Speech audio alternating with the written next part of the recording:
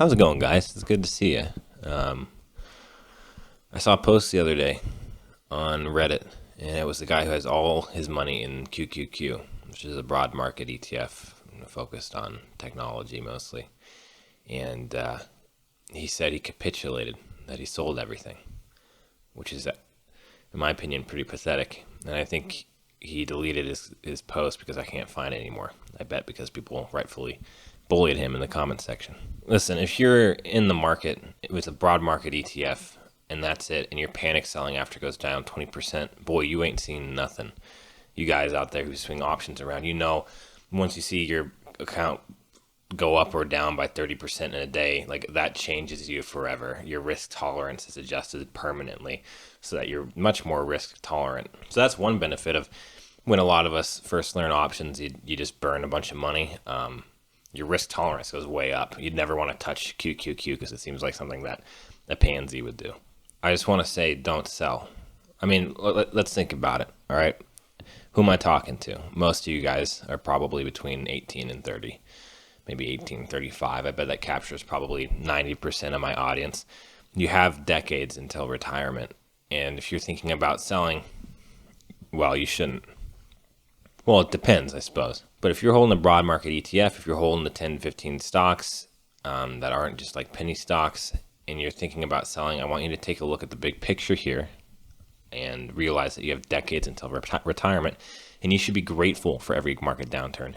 If we enter a long-term bear market and the coal market crashes, it's a financial crisis all over again as the Fed increases interest rates and pushes GDP even lower, great. Then you get to buy in at lower prices. Why would you want to be averaging in over time at higher and higher prices? You should be thanking your lucky stars that you get to live through another dip. So if you're holding a broad market ETF, if you're holding 10 to 15 stocks like a good person, not like one or two stocks, then there's no reason you should be panicking. The only reason you should be panicking right now is if you have like SPY 400 calls that are expiring tomorrow, or if you have all your money in like one stock that's tanking like Chegg right now.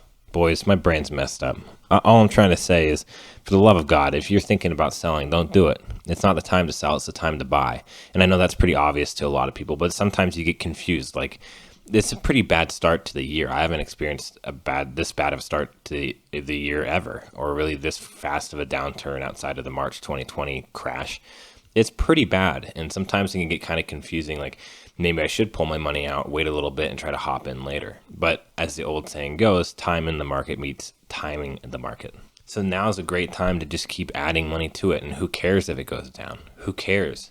As long as you're not putting money that you need tomorrow into the market, who cares? And as long as you're not approaching retirement, if you're approaching retirement right now and you've been leveraging more cash into this as it's been going up since the March 2020 COVID lows, you might have a right to shit your pants a little bit. But for my audience, which is mostly between like 18 and 30 or 35, you have the decades left. So be thankful and add money.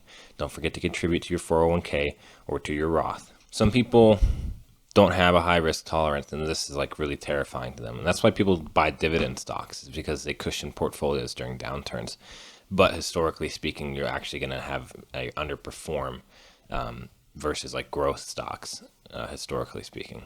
Before this market dip, I had like $200,000 in the market. And then I used that $200,000 to buy a house. And everyone was saying it was a really stupid idea. Don't buy a house. Market prices for houses are super high. Don't be a dummy. And I said, I want a house. So I bought a house. And then the market starts dipping. And I only had 30K in versus 200K. So I'm super thankful for that.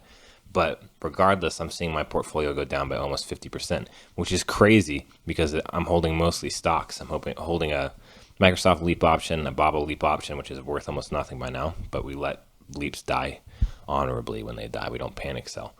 And the rest are stocks. And if you looked at my portfolio, which you can see here, you would think I am holding a bunch of out-of-the-money options, but I'm not. So that's how bad things are. Tech is just taking a nasty hit. But look, I'm not capitulating. I'm not selling. I'm not even thinking about it. Am I worried about it? No. I'm adding to it as much as I can right now, and you should too, because who cares what's happening right now? It'll blow over. And in a few decades, if you're contributing now, you're going to pat yourself on the back and say, man, that guy is great. He deserves I was going to say reach around, but maybe that's a little bit too much. This video is just a reminder to help you stay focused, okay? We're focusing on the long term. We're not focusing on what's happening now or tomorrow or next week or next month. We're focused on where we want to be when we're like 50 or 60. Okay, the money in the market is unrealized losses, right? It's not a loss until you sell. So as long as you're not like all in SPY calls or all in one stock, and you actually were smart ahead of time and didn't put the money you need tomorrow into the markets, and you have like a good handful of stocks, maybe a leap option that's 10-15% of your portfolio, then just hold. But if you're one of the guys who are all in a bunch of options that are losing money, that you're underwater in, or you're holding one or two stocks that are down 75% like Netflix, it's too late. Like you go ask somebody for advice and they're going to tell you, yeah, you goof, bud. Like there's no easy way out of a bad position. People always want to find like, what do I do? How do I get out of this bad position? It's like, there's no miracle cure. You're already goofed.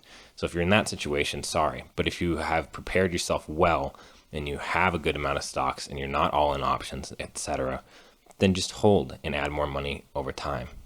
And if it keeps dipping, thank your lucky stars, because that means you get to buy at cheaper and cheaper prices. All right, boys, that's it. My brain is completely kaput. My life sucks and I want to die, but that doesn't mean I'm going to never see you again. I'm going to come back and make sure you guys are staying focused, because if you're not staying focused, what's the point? I'm talking to a bunch of gambling addicts. So let's stay focused together, and it'll be green again one day soon, I promise. All right, that's it. Catch you later.